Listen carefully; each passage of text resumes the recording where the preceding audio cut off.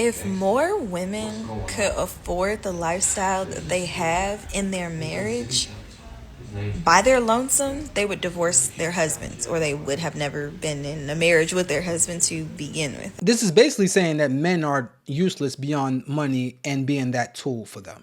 Keep in mind, the women like this, the women that say, oh, I have the money and I have everything and I don't need a man, always have more men than the women that say they're dependent upon a man. They have more men in their phones than any other woman. They have more men that they slept with than any other woman. So it seems to me that they need men the most. And this is what losers do. They try to demonize the winners on winning so they can feel better about themselves. This is the same thing that street dudes do to guys that's actually going somewhere in life. So street dudes will bully the, let's call him the nerd, the guy that's some tech dude and he's in college and he's making some progress. And if he makes six figures, they're going to bully him. And they're going to say whatever he's doing is wrong because he's not real. He's not ready to go grab a gun and go do whatever he got to do. So he's an idiot to them. And they make that tech dude feel like he's missing something, although he's winning. And if they can swap lives with that tech dude, in a heartbeat, they will. It's just that they're damaged and they're a loser, so they have to make somebody else feel less than them in order for them to win. That's the only way a loser wins, is to make a winner lose. And that's exactly what she's doing right here. So you would rather be in a relationship with a guy or be on and off in this back and forth toxic thing with a guy for years and upon years upon years. No ring, no nothing. And sleep with multiple men or be with multiple men over the course of years instead of being with one man that's your child's father that you have a family with. And then the person that's actually doing that is less than. That's how they get you. Okay?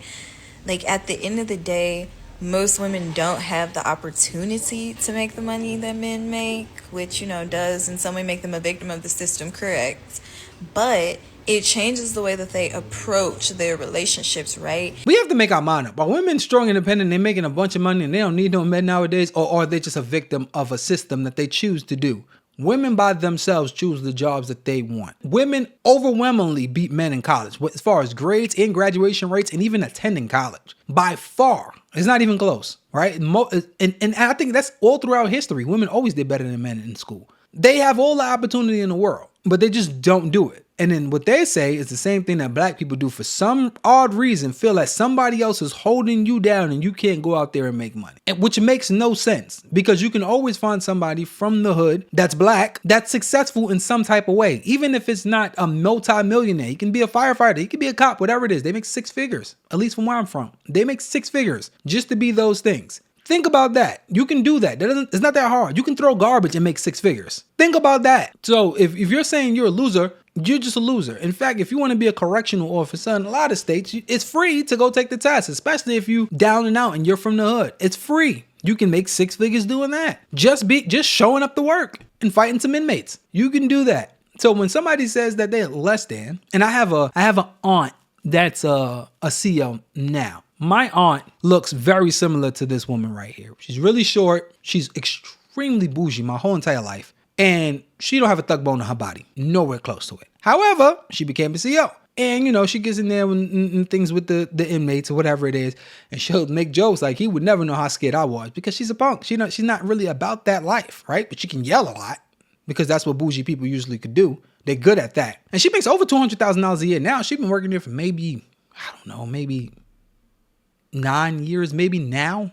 It's about 9 years, somewhere around there. But even in her fifth year, she was making six figures, especially with overtime.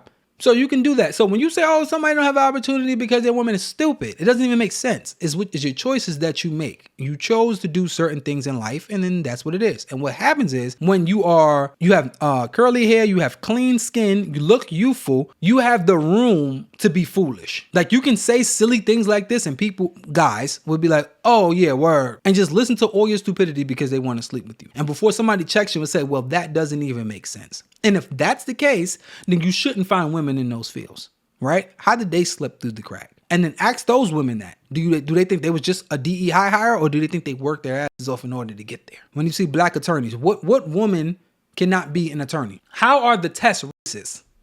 You're telling me you took the same test as the Asian, the white girl, the Indian. Y'all all took the same test. Y'all got the same exact answers, but you didn't pass. That's the logic they have behind this. So basically, survival matters more than the technical components like love and compatibility and all that other stuff. Okay.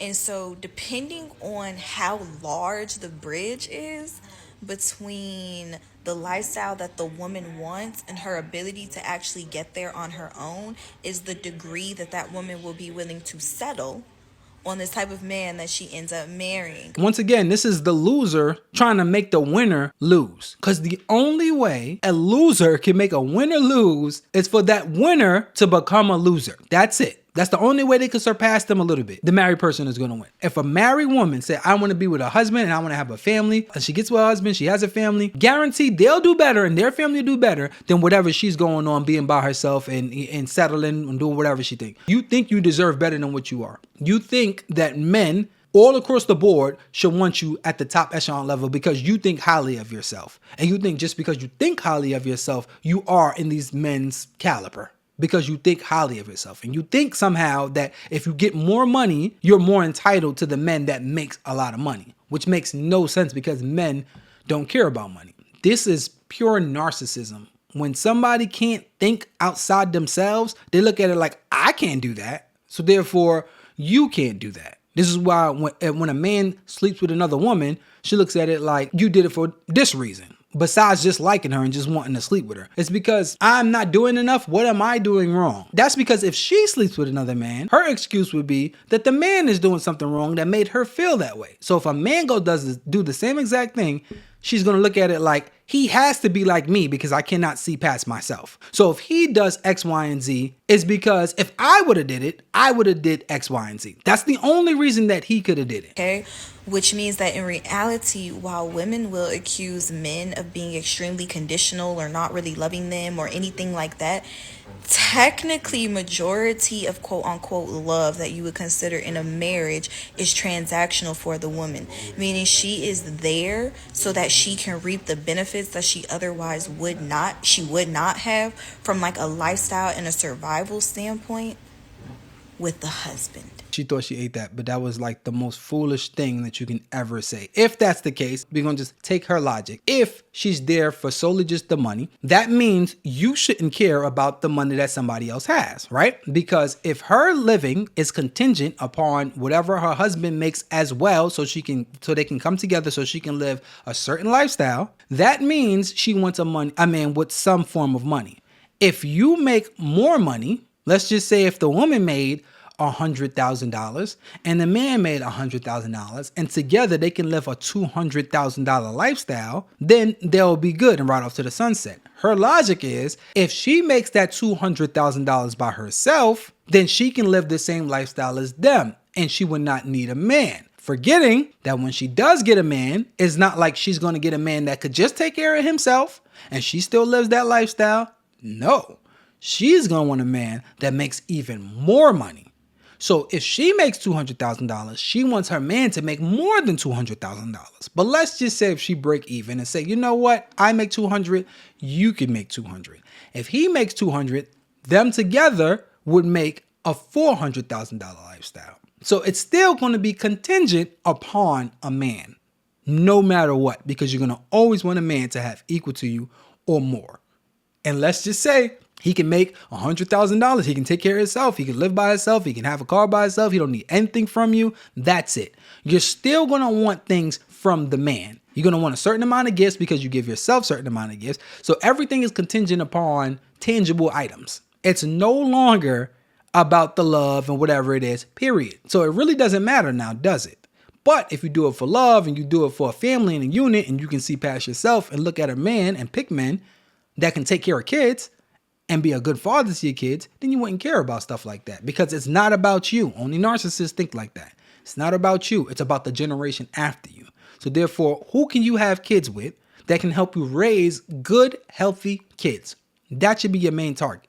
As a person going to go to work and these kids are going to be good. That's it. This woman thinks that you're supposed to live this Instagram lifestyle, this thing poison their mind, and she wouldn't have no idea what those women do. And when you look at those women and see the things that they do, ooh. Lord have mercy, I'm about to bust.